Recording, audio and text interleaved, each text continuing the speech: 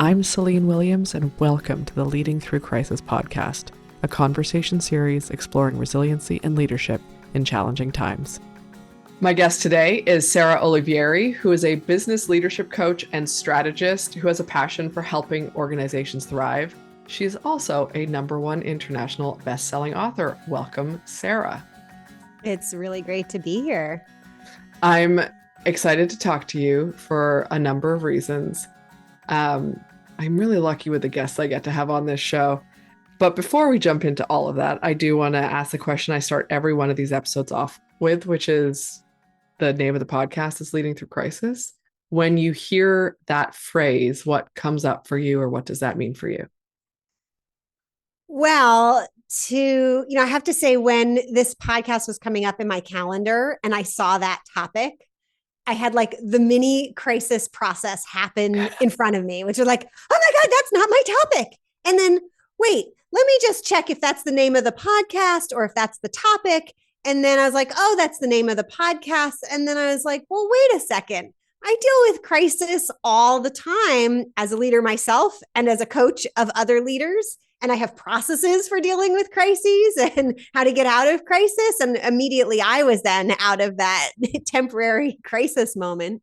So I think, that when I think about the word crisis or what is a crisis, which I had to, as I had that moment, it's like sudden change that brings challenge with it. Mm-hmm. And for me, leading through crisis is about and there's often a lot of fear. It's like an emotional word, crisis. Mm-hmm. And as soon as we can take it out of the realm of fear and total disorder and bring it back into the realm of knowing what pieces we can control, and we can like have that fear reaction come way down, then you might be dealing with a challenging situation, but you probably don't feel crisis anymore. And so I think the first reaction in hearing it is, oh, this is a thing. But really, in thinking through it again, I was like, oh, this is a feeling. Crisis is more of a feeling that's brought on by the sudden bad change, usually. I love how you phrase that, because on the website for this podcast, the sub phrase, that's not the right word, but whatever, we're going to leave that, is a conversation series about leadership in challenging times. And that's there specifically because crisis is, and I agree, like I love the way you put that about the feeling about it, but that's really what it is. It's change, challenge. These are constant. By that, if you think of it that way, then crisis ends up being constant if we have feelings attached to it, which is like, unsurprisingly, leaders and humans are going to have feelings attached to change and challenge. Yeah. Yeah. And I think when, kind of diving right into one of the secrets of leading through crisis is to get the scary feelings out of the change process as soon as possible. As soon as you can make people feel like we're not reacting in fear, all of a sudden everything goes much more easily. So I'm going to ask a question about that, because I think I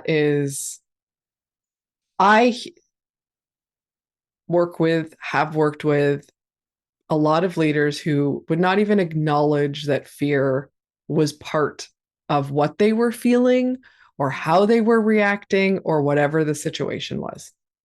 And I think that in certain organizations and certain cultures, you really can't acknowledge or own that because of whatever negative associations they have with the idea of fear. Which, I mean, people are going to feel fear anyway, so it doesn't make any sense. And that's my own opinion on the whole thing.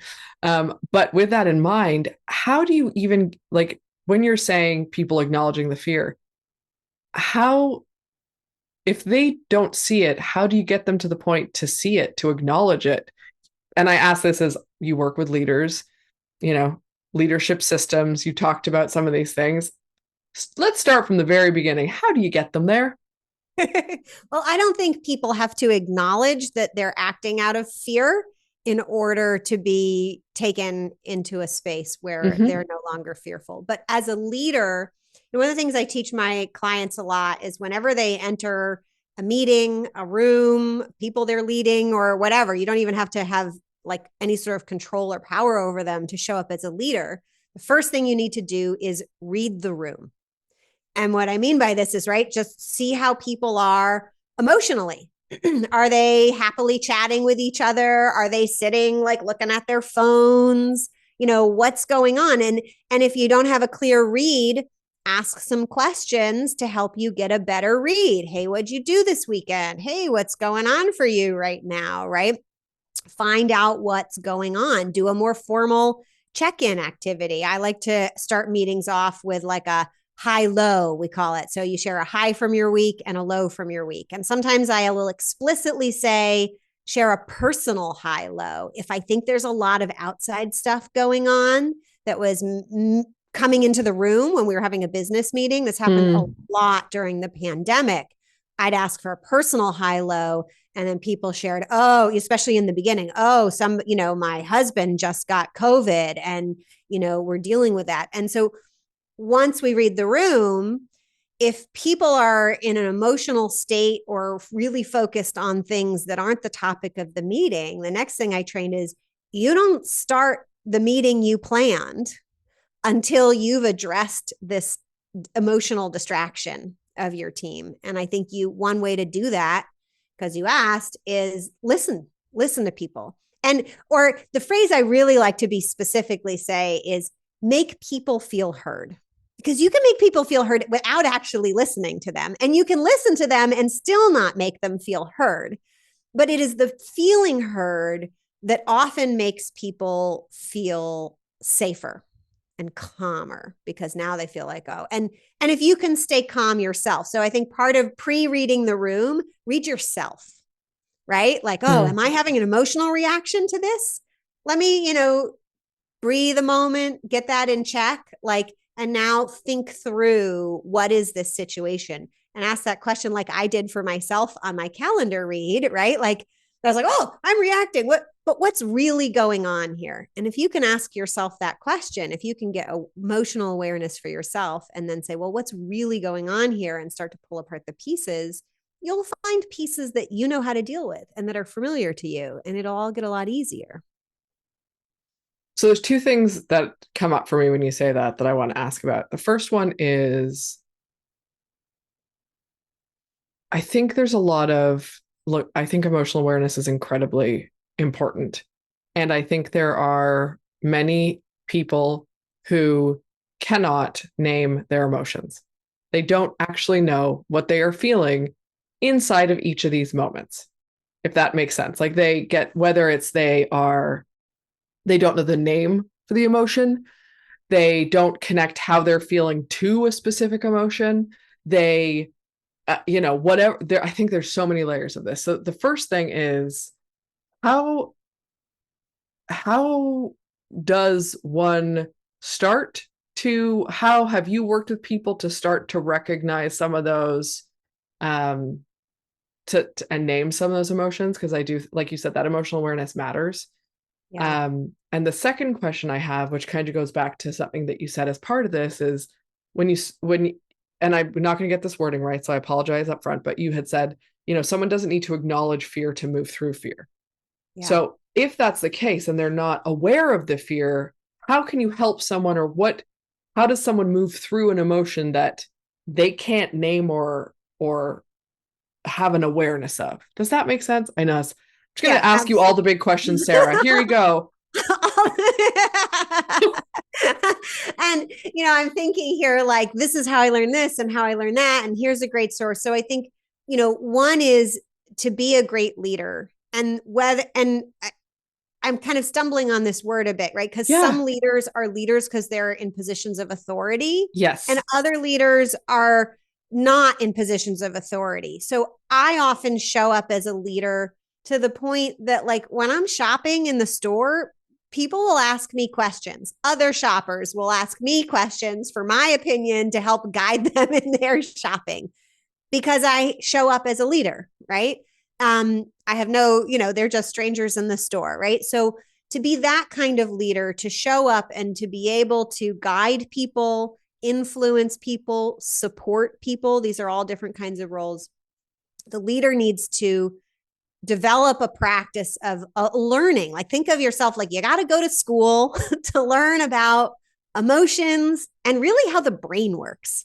So, one resource that I think has helped me a lot in learning about how to talk about emotions and teach people about emotions is Marshall Rosenberg's Nonviolent Communication. And it's a little laborious as a system, but the big takeaways are you can print out lists of emotions. And it's really important to learn the difference between a judgment and an emotion. And of course, now that I've said that, I'm going to have a terrible time coming up with an example.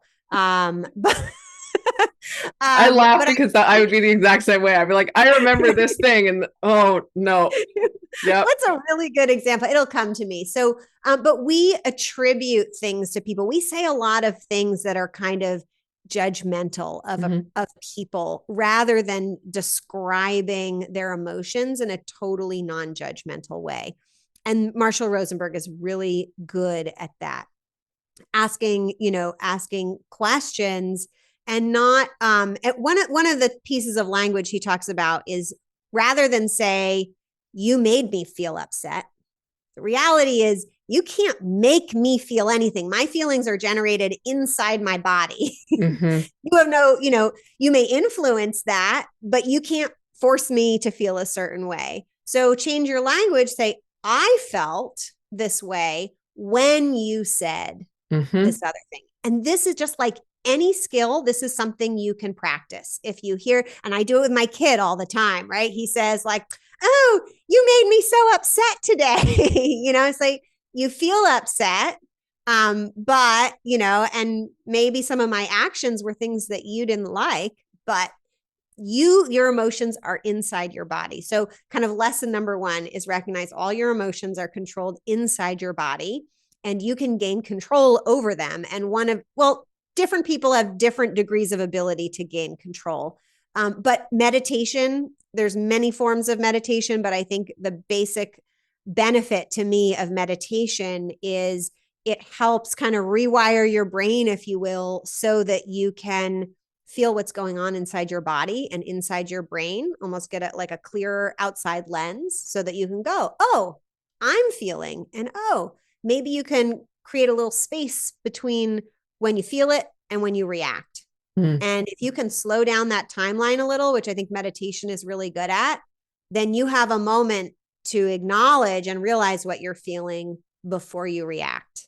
And when you can do that, and that takes practice, it's not like an instant thing. When you can start to do that, you gain this control over your behavior that becomes very, very powerful as a leader in helping other people.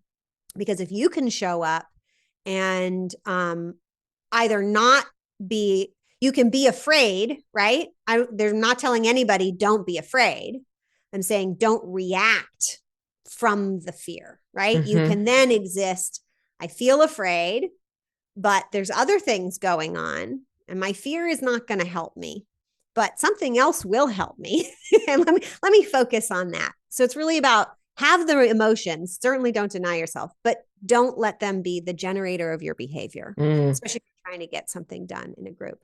So I probably answered a few of those questions, but not all of them. No, you absolutely did. And I'm not married to my own questions by any stretch of the imagination. So you did. And more importantly, you sparked more curiosity in me, which is always the most fun part of this. So one of the things that I appreciate what you were saying about, the distance between feeling an emotion and reacting. And I've probably said this on this podcast. Anyone who listens to this is like, you always say the same thing, Celine, I have no doubt. So I probably said this here before, but one of the things that I say all of the time in real life with clients, probably here in general, is that we're not responsible for that initial feeling or thought that comes up in our head, right? That like, I hate this. This sucks.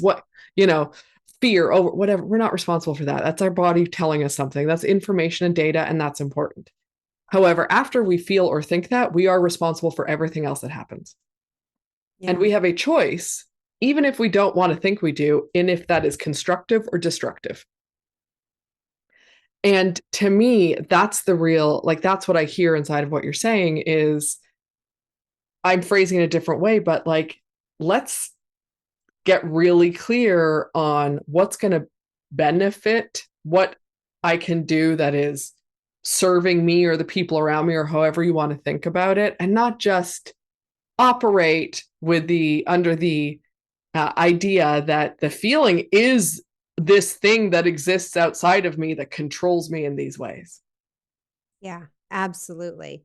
Absolutely. And when you recognize that, you then can see what's going on for other people. And so if you see them reacting from their emotions, you don't have to carry on reacting upon their reaction. You can just go, oh, this person is having an emotion and it's causing a reaction. Let's just address the situation, change that state so they're no longer reacting to their emotion, and then proceed. And I'm remembering one of the things I thought when you asked the previous question is the book Thinking Fast and Slow, which is a very long read, but I think it's an important one to get the concept from. But basically, that's like the science behind, we have part of our brain that reacts very quickly and part of our brain that reacts slowly. That's literally why it's like thinking fast and thinking slow. And the more analytical part of our brain is the part that thinks, it's not just slow, but it comes second. So we usually have this quick reaction. And it's good for some things and not good for a lot of things in business or leadership. And so we have to wait for that slow brain to kick in. But that's a great resource for learning about how the brain's actually working in decision making. And I had something else, but I've forgotten it now. So we'll carry on. No, it's when you said thinking fast or slow, I laughed because it is a great book and it is written like a textbook. And I have read it, and it was painful to get through, but the information is so valuable. So I always hope people will read it. And when I decided to read it, I'd read a review of it that said, it is really long, but you can either read these 3 other books or you can read this one book. And I was like, well, I'll just read the long source material because the 3 books are going to be just as much in the end. Absolutely. Yeah. And I took my time, but I did it. That's a smart way to approach any of his books. And I say this with much respect because the man is brilliant, but any of his books need to be approached with time for sure. Yes. Yes. So this, I think I brought this up and you may have brought it up as well inside of what we were talking about. And I say this because I know one of your areas of expertise, and I have no doubt there are many, but is this idea of leadership systems. And even inside of some of how you've approached these answers, there's a thoughtfulness and approach that I think is likely, and I say this just as an observation, I'm not saying it's the truth, but is likely part and parcel due to how you think about systems in general. So your approach is likely more systematic overall than, I don't know, someone like my brain where it's chaos 90% of the time. So I'm saying that because I'm curious if you can talk to us a little bit about what leadership systems are and how they can benefit, how they can be a detriment, because I'm sure there are many that can also be detrimental, and how they help you in what you do, as well as clients, et cetera. But let's get into some of this because I think it's really interesting. Yeah. Well, you definitely picked up on this system part. And it's not just the way my brain works. The way my brain works helps me develop systems, but yes, not everybody has to be able, right? No, not everybody has to be able to be a master chef to be a great cook and follow a recipe. Mm-hmm. Right. So don't use my systems working brain to be like, oh, well, I'm not like Sarah. This won't work for me. Learning a system is pretty easy, especially if it's a simple system. And then you can train yourself to follow it. And then it becomes a lot easier to use a system as your method of reacting. So like when I was a kid, it was a big public awareness campaign to turn off the water while you're brushing your teeth, right? Simple system. You learn it with your body and your brain. You put the toothpaste on, you wet your toothbrush, then you turn the water off. And then you keep brushing, and they had to train a lot of people to do this, not just to leave the water running the Yeah. whole time. That's a really simple example of a system that many of us have learned and changed our behavior, and we now just follow this system. But let's go back to like what a system of leadership is. And it always sounds so foreign and nobody talks about it except you've all learned it. If I say democracy, do you know what that is? Mm-hmm. Probably. So we often use systems of leadership labels to talk about governments, but they certainly apply in other ways. So the basic kinds of systems, the general categories, we have oligarchy or like monarchy. So basically, where there's people who have power, and either it's one person or a few people who share power. And these are long-standing systems. You've seen them. You're probably familiar with them. Kings and queens, emperors. That is that whole system. And those systems are really designed, each system kind of style is good for some things and bad for other things. So that kind of system is really good for maintaining the status quo and consolidating power. So if you want a small group of people to have all the power and keep things basically the same, that's the kind of system you want, an oligarchy or a monarchy. It's an authoritarian system. Mm-hmm. Then we have democratic systems, which are also very old, right? And that's where we share power by using a voting system. Everybody kind of gets a say, and then we put people in charge at the will of the people. And in the US, we have, our checks and balances system. There's different versions of democracy, but they all have the basic concepts.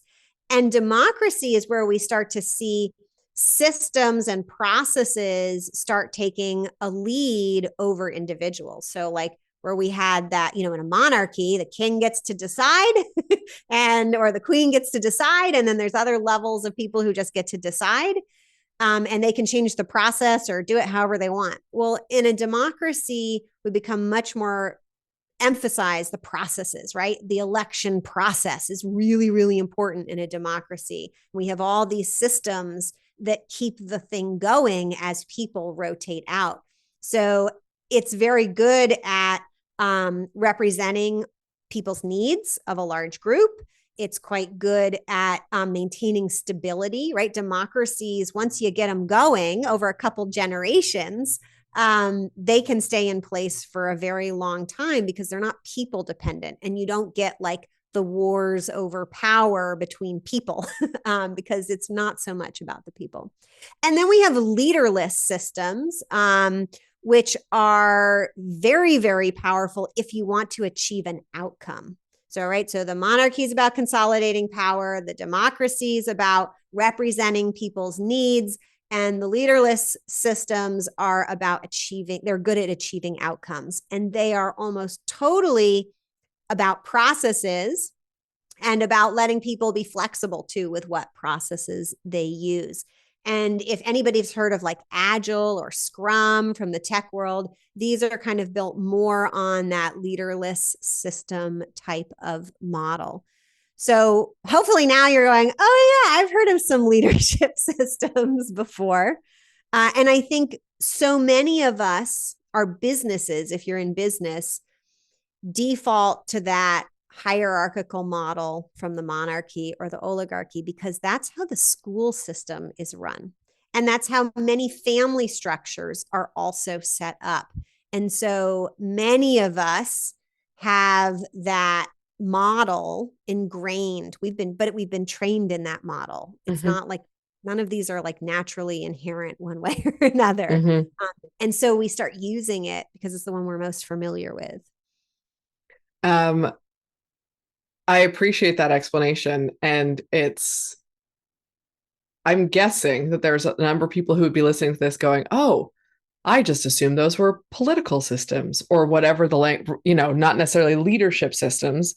Um, and I think it's a really important thing to think about is how much those, especially that sort of traditional hierarchical one, exists and is socialized into most people especially in any kind of Western culture, as this, and I hate the term Western, but I'm going to, because it's not only English speaking, it's very common in Europe and, you know, parts of South America. I think there's cultures where it's not as common, but Mm-hmm. that is just the accepted norm in so many ways. Yeah, it is. And I love the acknowledgement that you had about school and it just exists because I think it makes people I think it means that people often don't see them as leadership systems first. And then also say, how can we do anything different? This is how everything's run. Yeah. Yeah. So then you're back up against, right? Change. How do we manage change?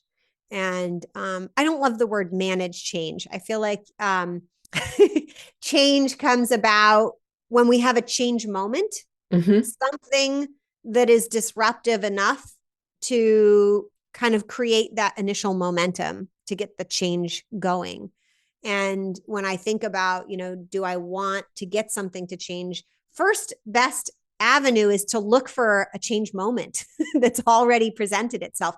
The pandemic, as horrible it was an incredible change moment. And it created an opportunity for people to do things differently. So I was telling my clients as the pandemic hit, yes, this is scary, but hey, we also have a huge opportunity to change up how we run our organizations in a way that we didn't before. And when we don't have a big external change moment, we have to create a change moment. And Mm-hmm. change moments happen. It could be because a leader is changing. It could be somebody died. It could be, a new technology came out. If you have to make your own change, you're going to have to create your own change moment. And it's going to take a lot longer to build up that momentum. But some of us are in that position. I always think there was this YouTube video that went viral once about the first follower.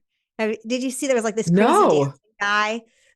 So part of like change, what change people who write about change, they talk about sometimes the first follower. So there's the leader who like wants the change to happen, but the most critical piece is that you get the first person to follow the leader. And then once you have the first follower, other people will join in. So there was this great YouTube video that went around for a while. This was a couple years ago of this like guy who was like crazy dancing in a field. And everyone's just looking at him like, you just a crazy dancer. Like, Yeah. what's wrong with you? Until a second guy comes up and starts doing the same crazy dance following that guy. And once the second guy came on, the third and the fourth and the fifth came on really soon. And once there was a group of crazy dancers, all of a sudden they weren't crazy dancers and everyone else joined in mass Yeah. once that happened.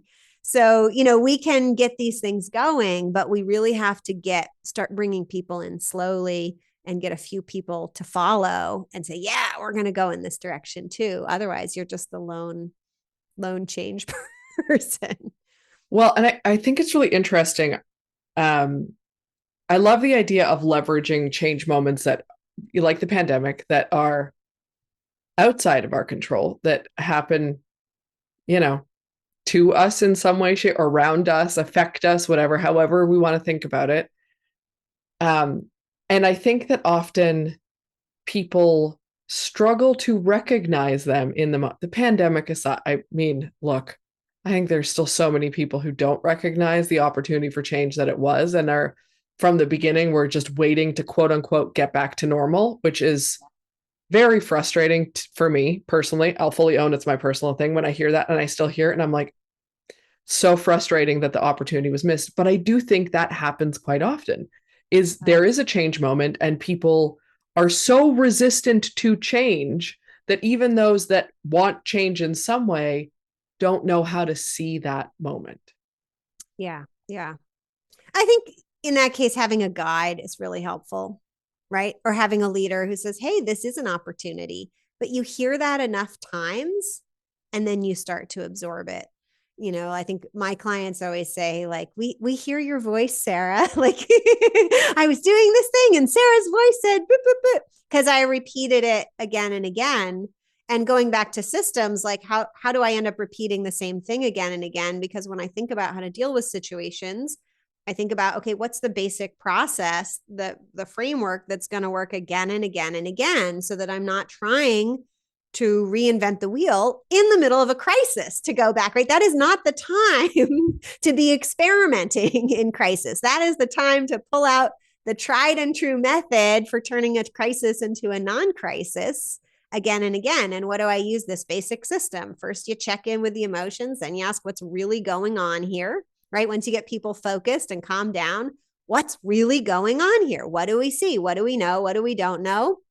Gather the data, right? The emotions is part of the data. You said that. I love that you said that earlier. And then once you've gathered the data, then you ask, which things do we have control over and which things do we don't have control over? And then you say, well, we don't have control over, so we're not going to worry about those things. And we're going to take this smaller set of things that we're familiar with and that we have control over, and we're going to start doing them kind of in most important order, priority order. And we're going to start coming up with solutions as a group.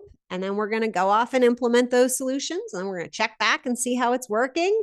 And then we're going to refine and implement some more. And before you know it, it's resolved.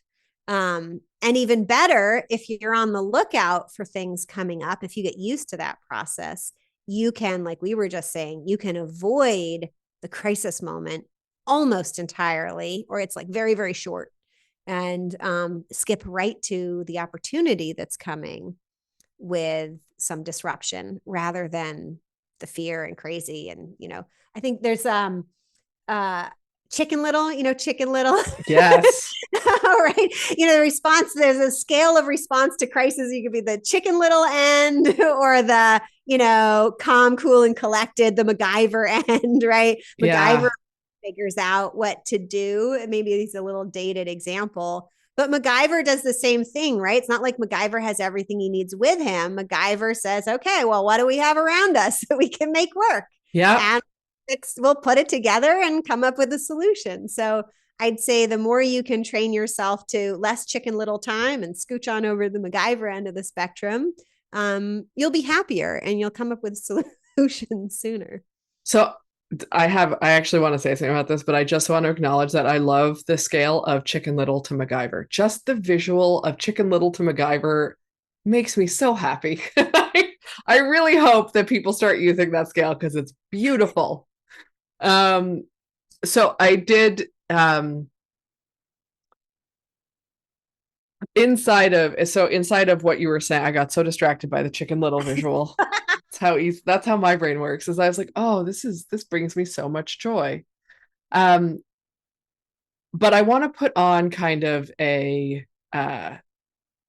devil's advocate hat for a second and acknowledge something that so first off, before I put that on, I am 100% on board on let's identify what we can control and let's identify what's out of our control. Like you, it sounds like this is one of those things that I obsessively talk to people about, whether it's teams or individuals, where it's like, let's get really clear on what these things are. And now here's the devil's advocate piece of this. Because you have systems, I'm really curious your lens on it is there are often groups, organizations, leaders, whatever, where there are many things out of their control. For example, funding, right? Funding is entirely outside of any public organization's control. I'm picking on public organizations because at least here in Canada, because I can, you don't know what your funding is going to be like. And that affects everything. And there are leaders who were like, oh, we just have to wait. We can't do anything. We can't make any plans. We can't make any decisions because it just becomes that like, I take no responsibility. And I'm playing devil's advocate, noting that I'm not saying I agree with that. But when that happens, when people acknowledge the things that are out of their control, and it is something like that, and people react that way, what do you say to that?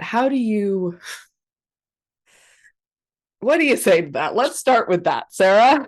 Yeah. Well, the first thing that came to mind is one of the things I teach is how to set goals. And I sucked at setting goals for a really long time. So I did my typical, let's understand what's going on here and go to the academic deep dive. And what I learned was all goals, there are two types of goals and they're always interrelated. The academics call them outcome goals and process goals.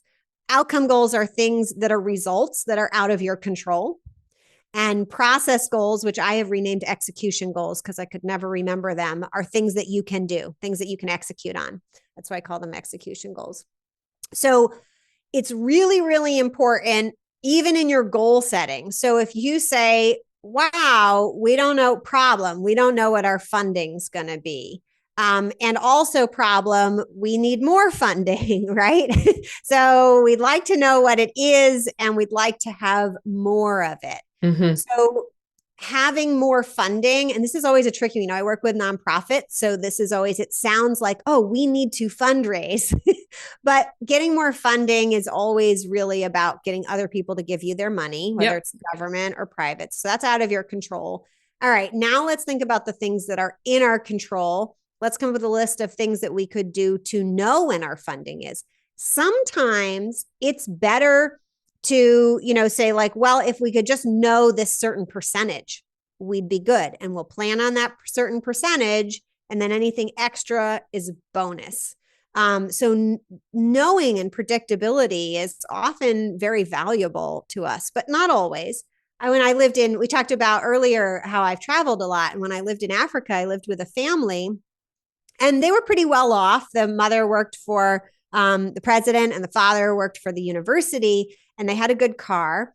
But their system was they would get in the car and they'd go to the gas station and they would only put enough gas in the car for the trip they were taking that day, not fill up the tank. Okay. And at first I'm like, well, that seems weird. Why wouldn't you fill up the tank? Like, it seems like a lot of extra trips and, why not just buy the whole thing? It wasn't because they couldn't afford it. And then I realized there was a lot of instability. You can't always get parts for a car. You don't know if your car is going to get stolen that day. You don't know what's going to happen. So to the point that it didn't make practical sense to waste filling up your tank, because who knows, somebody could drain your tank and siphon all the gas out. Who knows? So in that context, it really didn't make sense. They were dealing with all this unpredictability. So their way of controlling it was they only put in the gas they needed for that day. And then they didn't suffer the consequences of the rest of the unpredictability. So we can think about things that make it more predictable. What can we know, right? What can we or maybe we can make a decision. I actually had a client going through this. She's moving a food pantry from one location to another. And the new location, the contracting work, right, is taking longer than expected. Big surprise, right? Mm-hmm. It always takes longer than expected. And she's like, well, if we don't get in by this date that's really close and we only have like a 1 day margin of error, or like now they were down to like a 12-hour margin of error because concrete had to dry, then I'm gonna have to change everything. And she's all anxious waiting up. I was like, why don't you just push to the next date, right? Now you have a 30-day window, right, to be ready. You have a date that you can be sure of. And what's the big problem with that? Well, it costs more because each month they extend, they have to pay for rent in both places. But now we get to the funding part, right? Maybe you don't have control over the government funding, but you do have control over your fundraising activities. You are able to call up your donors, explain what's going on, and make an ask. Is it a guarantee? No. But is it highly likely that because you have a large community support base that they will understand and support you? Yes. And now you'll probably have the money and you're definitely going to be able to schedule everything in a time frame. So we pushed it back, which she was thinking, oh, we can't push it back because it's going to be more expensive. But sometimes having that predictability is worth it. I love that. And I appreciate you talking through some of that because it makes it real for people who get stuck in that. And I think that, I love what you said. And what came to mind was another thing you can control is to call it as part of your process goals, right? The expedition goals. That's not what you said. I like that too. Execution goals. Is to even say like, okay, if we get this funding or this funding or this funding. Let's come up with 3 high-level plans or whatever to address them, so that, because we can control that, having different ideas, so that, when we get the funding or we don't get the funding or whatever that thing is that's out of our control, we have we have mitigated a few different approaches to this situation. Right. And you know what you're going to do. Yeah. So I love the examples you gave, and I love the different ways of thinking about it, because I appreciate it. I think a lot of people get stuck in, well, there's so many things outside of my control, I can't do anything. We do. And I think a lot of people make a lot of assumptions. I do too. We all do. We make assumptions that aren't necessarily helping us. I had another client recently. She runs a big convention in Hollywood, but it's for student producers. And she's a former Hollywood producer. And she wanted the event to be of Hollywood standards. And we had this conversation that, one, Hollywood standards were driving her own standards, were driving her nuts because there's all this extra stuff to do to meet Hollywood event standards. And on top of that, we talked about the mission of her organization is to inspire and train future storytellers.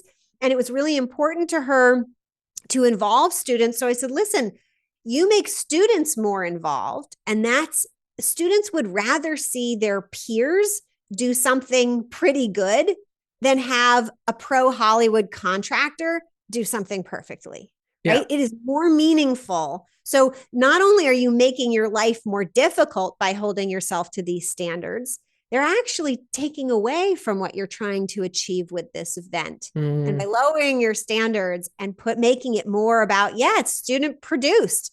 Maybe we had a few glitches, but it was still really amazing and inspiring. And these are my peers, or someone who just graduated, right? My close peer, almost peers, is inspiring and exciting. So it's really important, I think, kind of circling back to where we started about being in check with your own emotions, also learning to be in check with your own assumptions and expectations, that, if it isn't like law, they didn't say you can't do it, then you are free to change your own expectations of things. Well, and I would say, even if someone said you can't do it, sometimes you can still do it, and it's worth questioning anyways.